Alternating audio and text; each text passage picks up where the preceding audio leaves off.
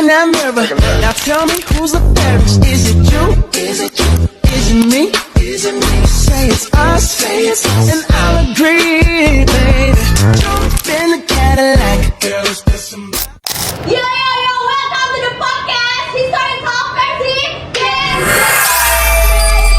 Kita anak Gen Z yang inovasi, kreatif, juga pintar-pintar. Kita tuh bakal ngebahas tentang PKI 1948, salah satu sejarah yang paling panas di Indonesia, guys. Tapi sebelum itu, dulu gak sih? Ya, nama gue Vina, terus nama gue Vina, nama gue Enara. dan juga saya Mela. Saya Alicia. Oke, guys, Mela, Palestina Madiun itu bukan cuma pemberontakan biasa, Pin, tapi juga ada nama politik dan juga ideologi, ambisi, dan juga penempatan kekuasaan Bayangin aja, Pin, bahwa ada Indonesia merdeka, dan ada konflik internal. Nah, Palestina ini meletus pada bulan Desember 1948 di Jawa, khususnya di kawasan Madiun dan juga beberapa daerah di sekitarnya. Pemerintahan Republik merespon dengan penumpasan yang berakhir dengan jatuhnya pemberontakan. Nah, kenapa dipergi ya? Karena waktu itu Indonesia tuh masih di awal kemerdekaan, yang dimana tuh di sana ada demobilisasi pasukan dan juga tarik-menarik antara ideologi di sana. Pokoknya itu tentang perebutan ideologi gitu. Nah, agar kita semakin mengetahui nih, kita bakal menjelaskan kronologisnya yang bakal dijelaskan sama membuat lagu ini. Enara, gas kena. Diawali pada Agustus 1948, di mana Musso ini balik ke Indonesia dan menggerakkan rekondalisasi PKI atau IKR. Oke, kalau saya Aca gimana?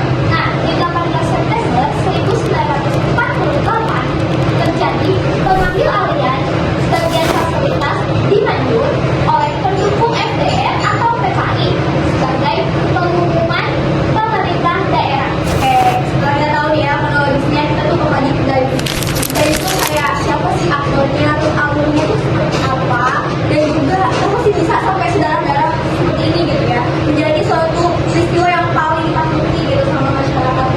Bila kalau misalnya dengar kata 1948 tuh kayak udah merinding menggigil gitu. Ya, Mira, agar kita lebih tahu nih alur ceritanya dan juga aktornya itu siapa, kita bakal undang sejarawan kita yang paling pintar, yaitu dari Tasikmalaya, tapi dia tuh sekarang lagi di New York City ya guys ya. Bisa datang dia, jadi dia bisa datang sini, jadi kita bakal calling dia, yaitu Ephraim Michael Sihombing.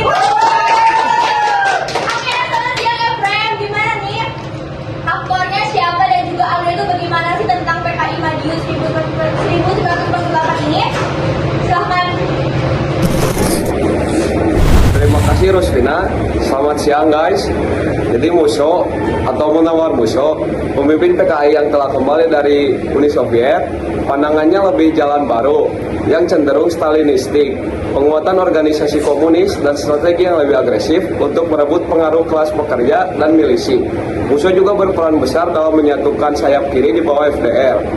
Kemudian ada Afir Syarifuddin, yaitu mantan Perdana Menteri yang tergabung dalam aliansi kiri, punya kekecewaan terhadap kebijakan kabinet sebelumnya dan lebih condong ke blok kiri.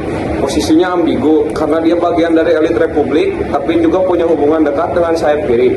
Perannya kompleks, bukan sekedar tokoh komunis garis keras, tapi tokoh politik yang termakan dinamika saat itu. Oke, terima kasih Prof. Ephraim yang dari New York City. Walaupun dia sibuk tapi juga yang pentingnya sharing edukasi ke kita. Keren banget kita. Rajin-rajin semua ya. Oke, selanjutnya kita bakal ngejelasin dampak positif, jangka panjang dan juga jangka pendeknya yang bakal dijelasin oleh Nara dan juga Aisyah. Pada Aisyah, silakan. Nah, jadi jangka pendeknya konsolidasi otoritas pemerintah pusat, yaitu tindakan keras terhadap PKI untuk melemahkan posisi partai sebagai dukungan untuk tokoh-tokoh politik. Itu sih kalau jangka pendeknya. Nah, kalau jangka pendeknya gimana nih, Nara? Jangka panjangnya, peristiwa ini menjadi spesifik bagi aksi anti komunis yang berkembang di Indonesia pada beberapa dekade berikutnya.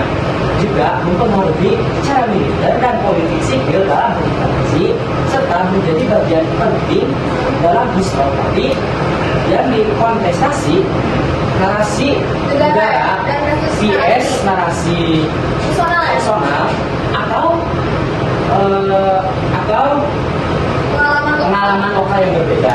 Jadi Jangka kayak panjangnya. kayak ininya tuh kayak Jangka panjang. PKI itu kalah gitu ya. Terus tentaranya juga makin kuat dan kelompok kayak PKI itu jadi lemah gitu ya.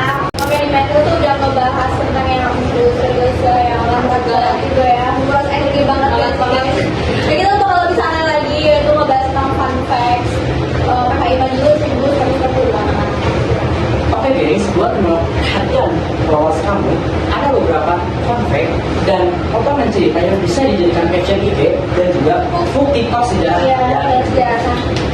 Yang pertama nih, kamu yang pertama. Kalian bisa nebak nggak?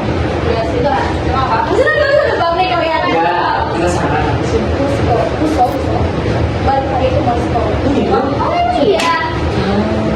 Celi. Beneran, Musko itu balik ke Moskow kayak sebuah apa ya? Show ideologi gitu. Jadi kayak seakan-akan tuh kayak balik aja deh ke Bali. Tokoh internasional ya. Lagi bawa energi baru. Iya. Terus yang kedua apa ya? Coba yang keduanya apa menurut saya? Apa ya? Tentang radio lingkungan. Ya, oke. Apa Jadi ini? yang keduanya, radio itu jadi alat propaganda. Beneran? Betul. Radio lokal itu sempat dipakai untuk mengumumkan pemerintahan tandingan. Nah, di era itu, radio adalah jaringan komunikasi cepat untuk kontrol satelit masa lalu, tapi versi jadulnya banget. Oh jadi kan dulu emang gak ada handphone atau laptop gitu ya, jadi pakai radio gitu.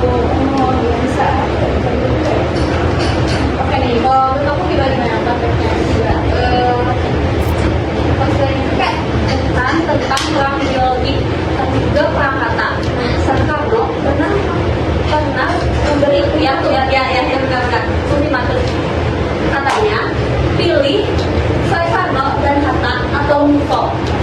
Jadi itu kan publik ini kan penting buat memilih pemimpin rakyat ya. Benar. Oke. Kayak benar banget ya. Jadi kayak bukan pertarungan ideologi juga kayak pertarungan kata gitu ya. Hasut mengasut gitu ya. Ada domba juga. Iya ada domba. Tahu nggak sih kalau misalkan di sini tuh ada tokoh yang menyesal. Kalau yang menyesal siapa ya?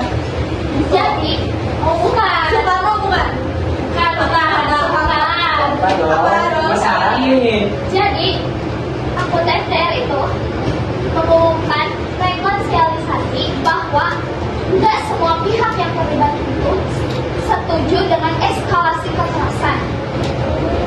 Jadi, artinya tuh politik di sana tuh nggak ada politik. Jadi ada kayak dinamika internal dari dalam gitu loh, ngerti kan? Itu dia pembahasan kita tentang PKI Madiun dari awal kronologisnya, deep dive-nya dan fun fact-nya juga ya guys ya. Nah kalian pada gen-gen di luar sana kalau misalnya kalian suka dengan video-video kita yang kayak gini yang banyak tawanya ya, ketawa terus nggak sih? Padahal kita lagi ngebahas PKI Madiun. Oke, yang suka video kayak ini tolong share